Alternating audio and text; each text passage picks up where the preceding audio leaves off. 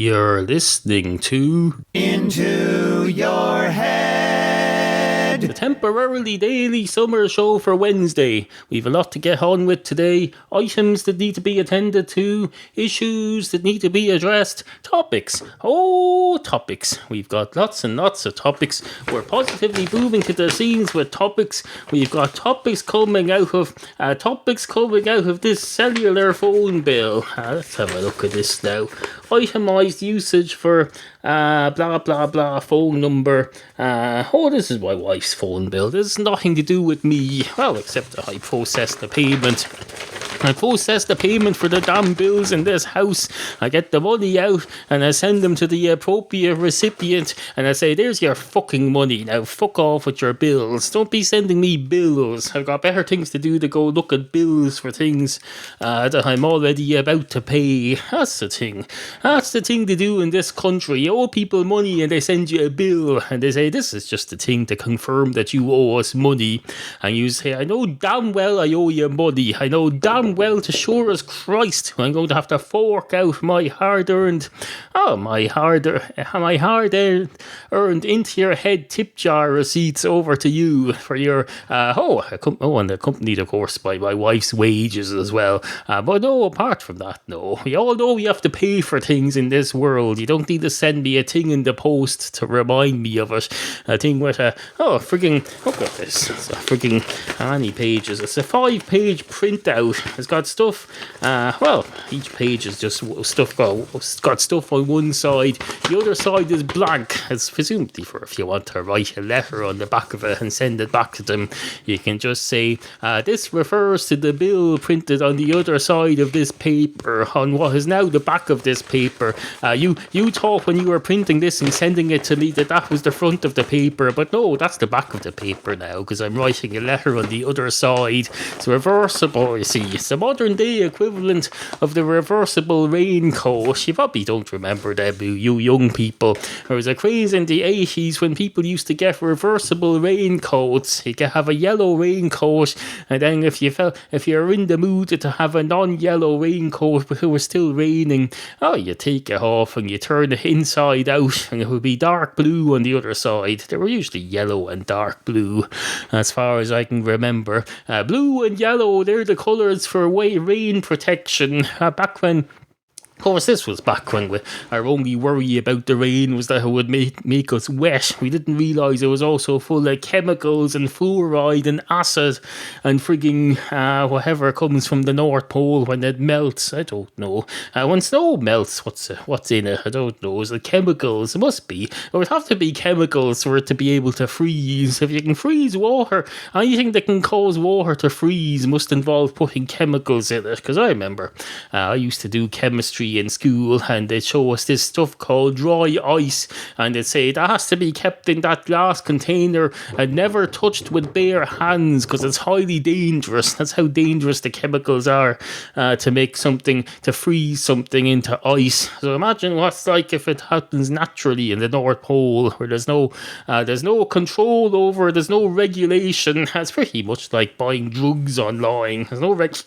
They can put any old crap into that. Mother Nature can put any old crap she wants into that ice and nobody's regulating it. All they're saying is you're damaging Mother Nature's ice with your regulated antiperspirant spray which is made in a proper factory. But no, apparently there's no sense of people just don't understand what they're saying anymore. People have no idea what crap they're spouting when they come out with this. They come on and say the climate is changing. Hear ye, the climate is changing.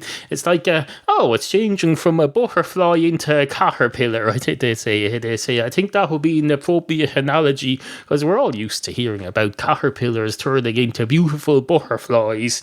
And we say, oh, look, it's not a caterpillar anymore because when it was a caterpillar, I couldn't bear to look at it. It was so hideously ugly and repellent. I hate caterpillars. But no, now it's a butterfly, flaps around, annoying my cats in the garden. I can tell you, my cats can't stand butterflies. They go around enjoying themselves in the garden, and then a butterfly goes around them in an unpredictable flight path, probably flying over war zones on its way. I can tell you, if it flies over one of my 7 cats, it'll tell you it'll be happy if it ever sees a war zone again, I can tell you.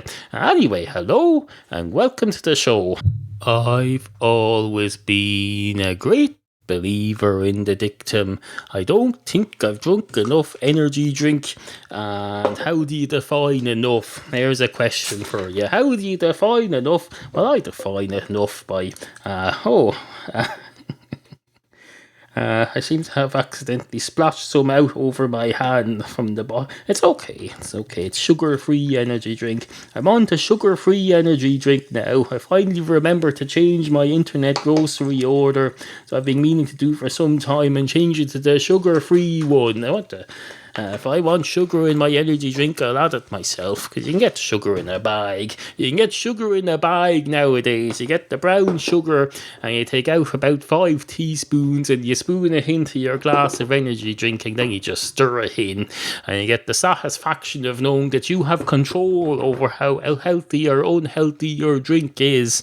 And it's brown sugar, so brown sugar doesn't do anything to you. It's just, you just put it in, and it just sits there, and you sit there in your gut doing nothing until you drink enough liquid to wash it out, and then it goes out. Probably goes out into your, I don't know, your gallbladder or something, and causes kidney stones, or I don't know. Doesn't that sort of stuff cause kidney stones? It probably does. I don't know. I'm not a doctor. I'm not a doctor. This isn't the freaking Dr. Drew program. It's more like the Dr. Phil program, because I'm not a doctor. I'm not a doctor of medicine anyway. I'm a doctor of something else. If you ever need something else other than doctorology, come along to me, and I'll say, I may not be a doctor, and you'll say, I'm pretty sure you're not a doctor, and I'll say, that's what I said, isn't it? And you'll say, no, you said I may not be a doctor, when in actual fact you know with 100% certainty that you're not a doctor.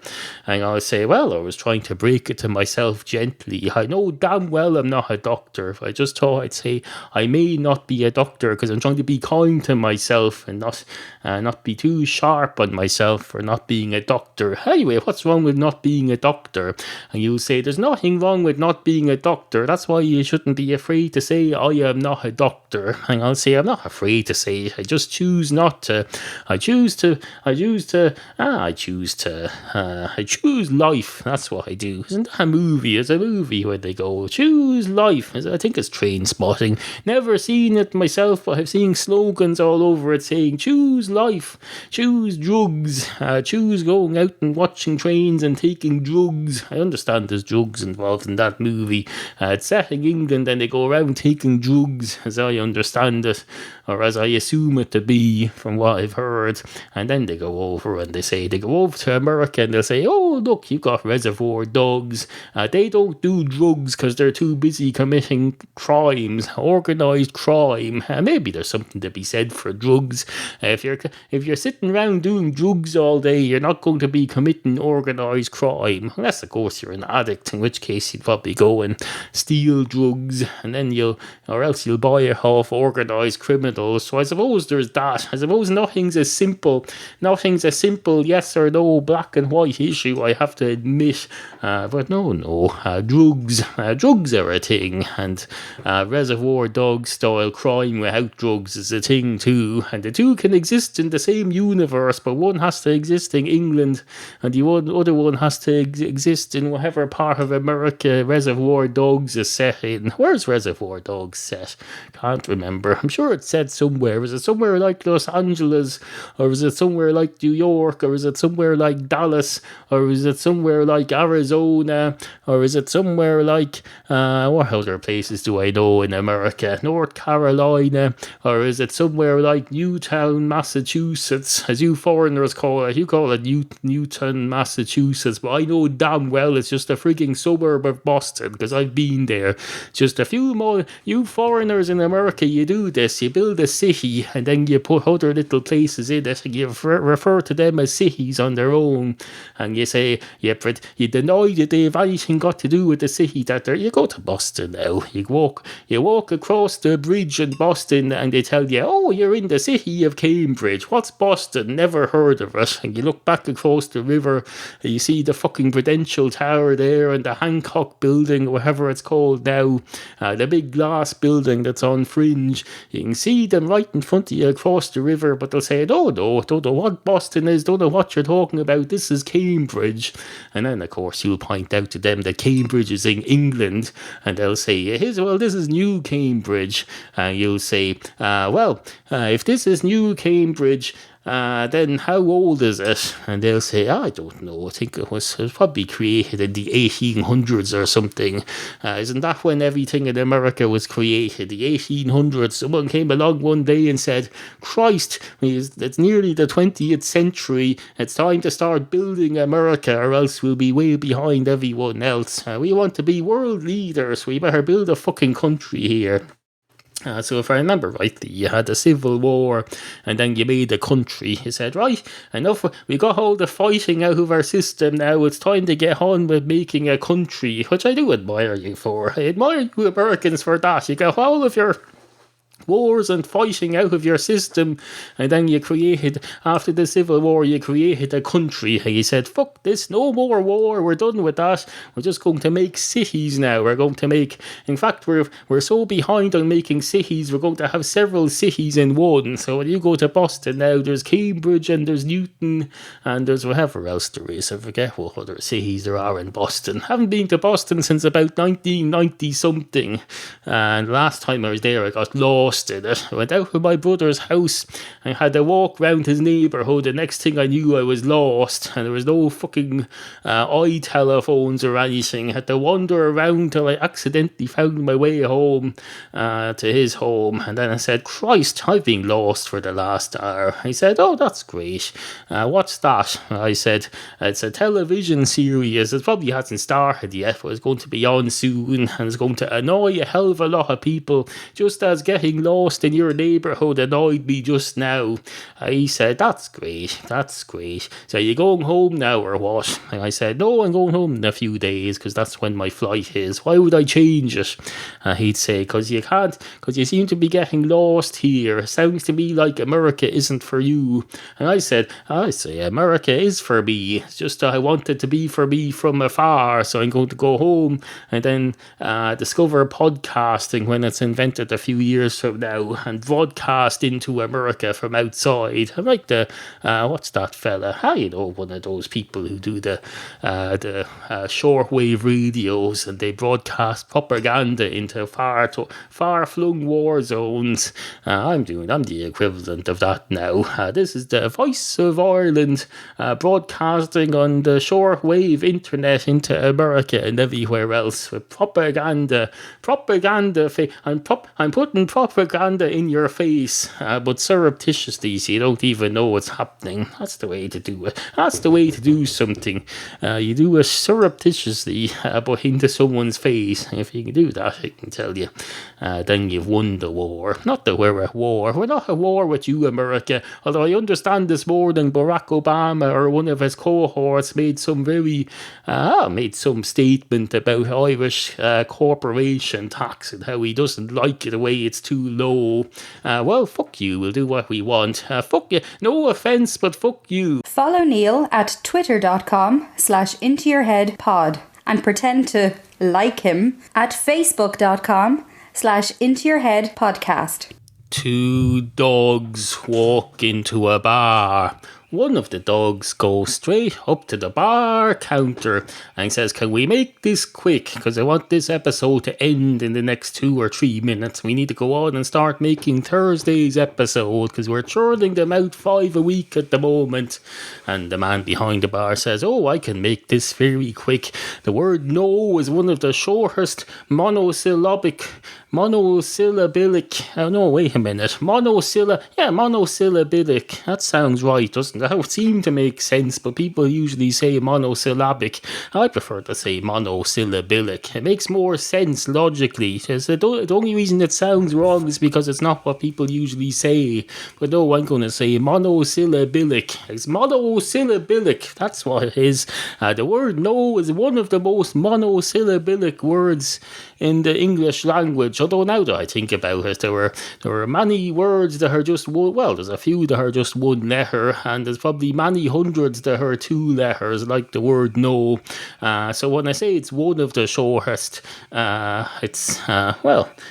it is, but it's one of the several hundred most shortest. That's like saying my cat is one of the finest cats in the world.